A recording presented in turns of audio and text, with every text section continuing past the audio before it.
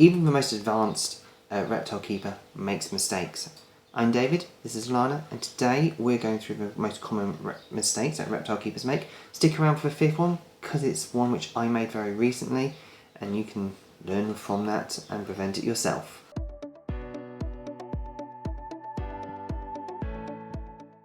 So, reptile keepers make mistakes all the time. Now, it isn't always a big husbandry issue, or a failure to look after your reptile carefully. These are little mistakes which can escalate into an error which causes maybe not the best experience for you as a keeper. It doesn't always hurt your animal, but it is something that maybe doesn't make them very happy. The first one of these is not checking on your supplies. Now, it's quite easy to do a change or to replace something or to do some feeding and run out of something on that time and think, I will sort this out at a later time. This is future keepers' problem. What happens though is that you get distracted, perhaps there's a phone call, perhaps you've got a family event or something like that. And what happens is that when you come to need that equipment or need that supply, you don't have it and you're in a panic. And what happens is that you go out and you buy the next thing that you can do.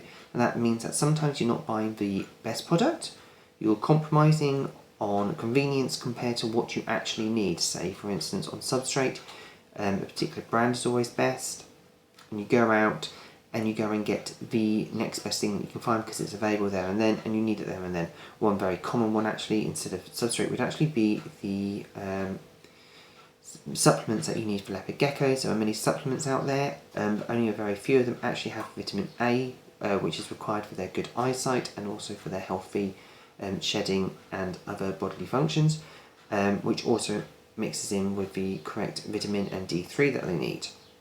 It can be very simple. There's a lot of home brands that don't include that, but you go out because you've run out of it and then you're giving them something for 2 or 3 months which doesn't have the right nutrients in it. And that can happen. Now, an easy fix to this is actually just having a checklist, making sure that when you run out of something, you put it on your to-do list and that you get onto it that evening or the next day. And you always check it to make sure that you haven't got something which is out.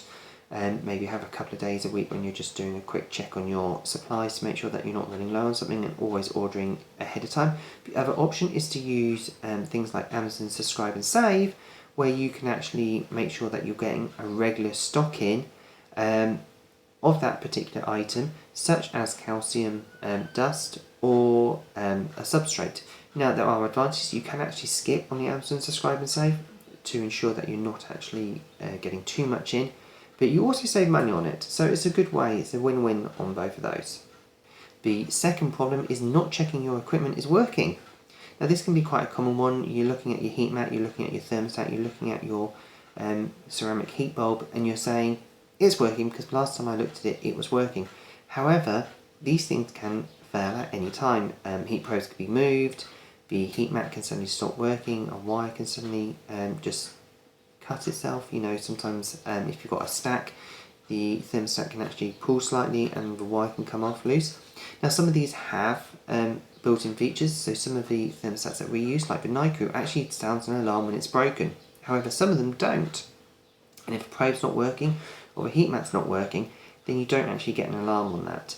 So what we recommend on this one is to do regular checks, perhaps on a weekly or bi-weekly process, where you're checking the equipment to make sure that the heat is working, making sure that the light's working, and all that sort of generosity, all that kind of, make sure that these things are working to ensure that your reptile is happy and thriving, and that you're not just assuming that because you can't hear anything or you can't see anything going wrong that it's not broken.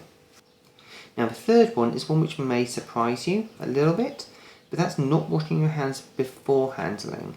Now, some people say, well, why is that a problem? Because I'm coming in relatively good into the reptile, which is probably more unhygienic than, say, my house. But in actual fact, there are several problems with this.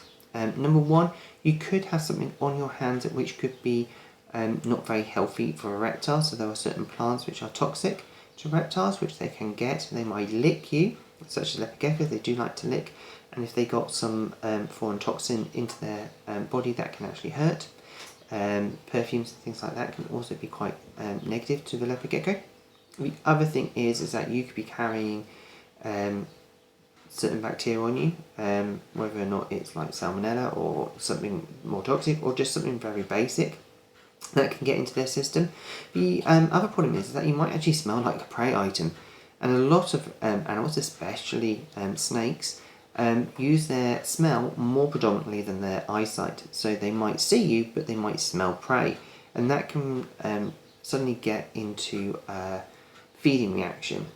One example is if you have guinea pigs, they smell like rodents, and if you go then near your snake, you will smell like a rodent. It doesn't necessarily have to be a mouse, it could be just a rodent, and that will elicit that kind of sudden response of, oh, you're prey. And that's when most bites happen, is on that feeding response or an accident during feeding, and that's something to really think about. The way to get around this is to actually just ensure that you're washing your hands. Create a routine. You go and see your reptile, wash your hands first, and remember to wash your hands afterwards. Good hygiene never goes amiss. The next one is actually one which can be quite problematic if you have lots of reptiles, and let's be honest, many people who start with one reptile tend to get at least another one. Suddenly it becomes 3, and then it becomes a whole room. I know that from experience. I intended to get one, and now I run a business with reptiles, and it's fantastic. But one of the key problems that a lot of people have is that they don't have the key details of their reptile. And this can be several aspects, and that could include their age, when they last fed, when they were last changed, their morph, and sometimes even species. That can be more of a problem when you've got a bearded dragon and you're not sure if it's a central or a coastal or a Rankins, and that could be because of a number of things. One of them is because you haven't kept detailed records, and for that I really do suggest that you get a notebook and you write down any time that you do an activity with a leopard gecko or your reptile, that you notice down what is the activity that you've done, what is the result. You can keep feeding records, shedding records, weight records, all that sort of thing can be very good, especially if you go into a vet because there's something wrong with your reptile. You can give them a detailed history, and the vet can then use that to make a proper diagnosis instead of just taking stab in the dark, essentially, what could be wrong with your reptile.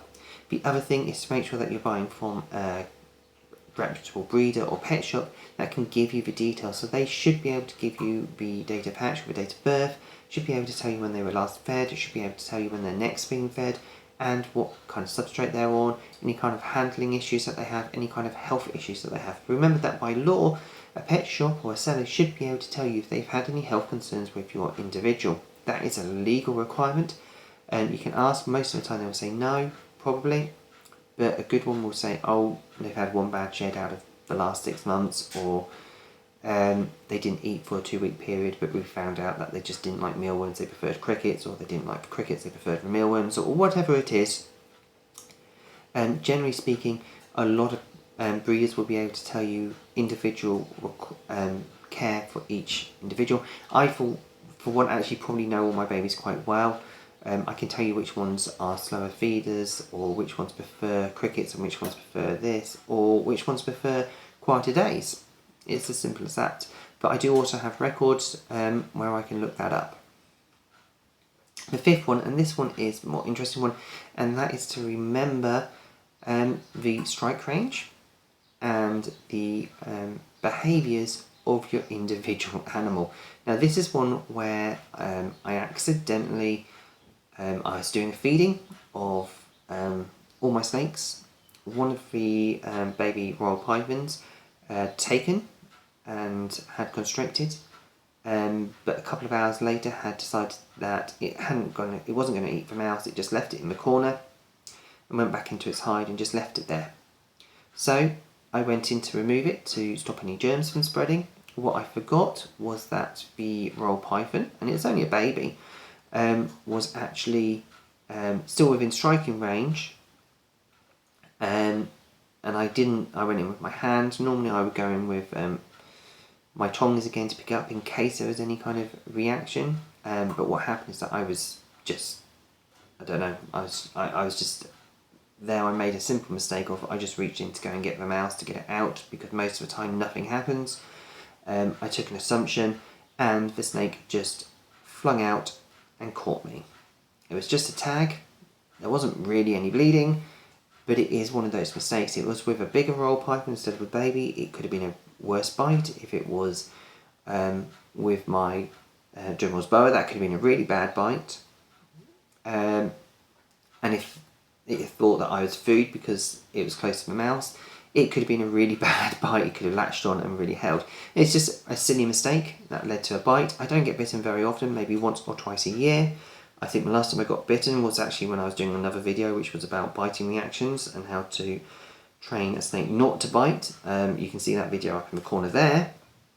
But these are fairly common mistakes to make. You think that you're going to be fine, you just get the mouse out or you just get the food out and the animal bites you because it thinks it smells that food on you and it thinks, oh, I can eat that.